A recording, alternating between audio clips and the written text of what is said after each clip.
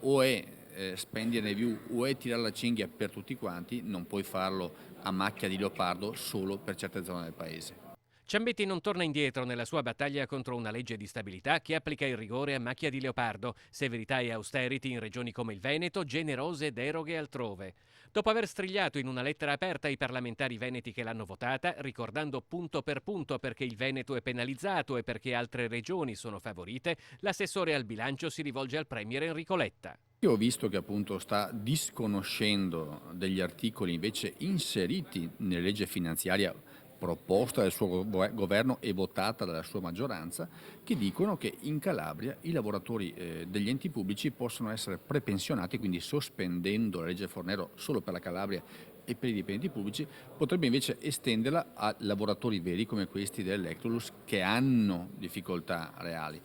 C'è però anche un tasto dolente che rimane, i ripetuti appelli ai nostri deputati e senatori perché facessero valere le ragioni del Veneto sono rimasti inascoltati. Fra i senatori, e mi dispiace in particolare i senatori che hanno anche avuto un ruolo importante come Santini, che era relatore della legge di stabilità al Senato padovano, nato a Marostica,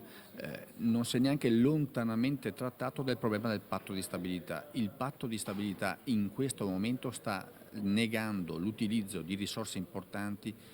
per il nostro territorio.